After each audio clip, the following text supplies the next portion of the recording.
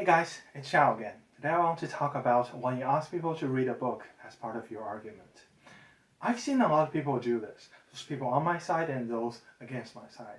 And I've seen a couple of variations, like writing a long form of text in response to an argument, or a YouTuber asking their audience to watch the full video before commenting, or the somewhat annoying "let me finish" during a face-to-face conversation. I can certainly empathize with people who feel they need to say something like this.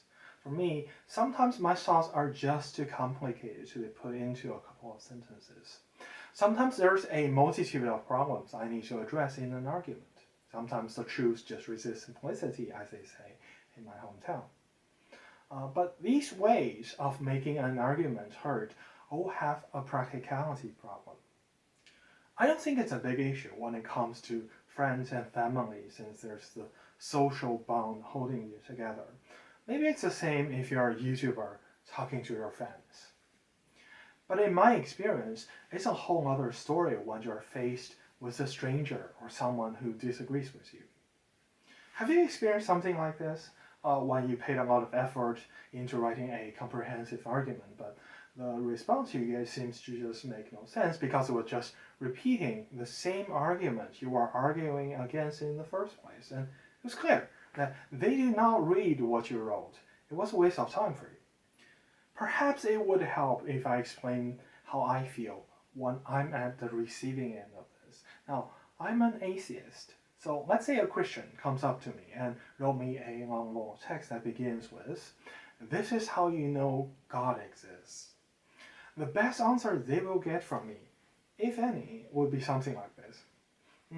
Thanks for taking your time to write this, but I don't have the time to read a long piece of text. So could you give me a concise summary in a couple of sentences, please? Look, I know I might sound like a jerk right now, but here's why. First of all, I can have random people on the internet to tell me how to spend my time. Sounds selfish, but it's kind of what this boils down to, isn't it? I only have so much time to spend on things, so I have to make choices. And it's much easier for me to say, yeah, all right, on something that only takes 1 to 2 minutes to do compared to something that takes 10 or 30 or hours and hours it takes to read a book. The second thing is, it feels like gambling with my time to read something recommended by some stranger. I can learn something interesting, useful, spending that time, which I certainly have, so I don't want to miss out. But a lot of times I find myself ended up wasting my time on some garbage full of pseudoscience and logical fallacy, fake news. So I always weigh the risk by comparing how much time I would be spending, what I can learn, and how much I trust the source. If the guy seems nice and reasonable, I would trust him more. If it's something short, I'm more inclined to take the risk. If the potential reward is high, like with some insight from an expert or someone with a lot of personal experiences, I would certainly be willing to spend more time on it. I don't know if other people act as I do, but as Confucius says, if you don't want something to happen to you, don't do it to others. So I want to talk about the things I do to make it easier for other people. And these are just personally what I do, so if you have a better idea, please leave it in the comments, by the way.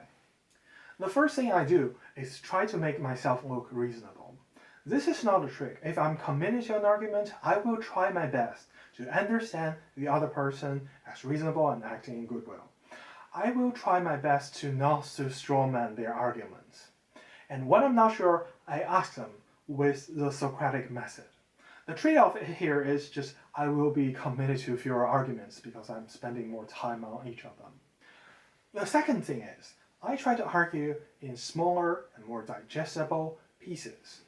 Why I used to write really long replies in an argument is either because I'm talking about several problems at once, or I'm chaining several arguments one by one into my conclusion. Now, when there are several points I want to make at the same time, I try to pick the one that's most important or fundamental, because getting one through is better than none. And when I want to chain several arguments together, instead I just do them one by one. If my interlocutor doesn't follow me on the first argument, there's no point to build on top of it. The third thing is, whenever I recommend something, be it video or book, I always limit it to a small portion that's the most relevant. I'll say something like, read this chapter, or you only need to watch from a timestamp for like 2 minutes.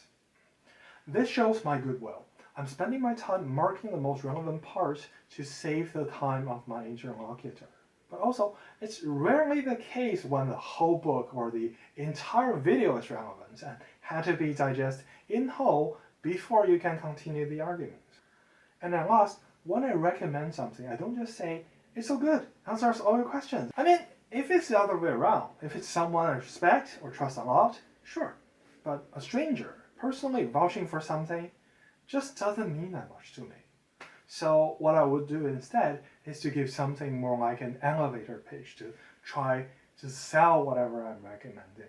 I mean, after all, I am selling. It's just they are paying not with money, but with their time. Except when they're buying the book, they are paying with money and their time. So that's what I have for this video. I hope it made you think. I'm in no way a professional in arguing about things. So if there's anything you'd like to point out, please go ahead, write them in the comments. Thanks for watching and see you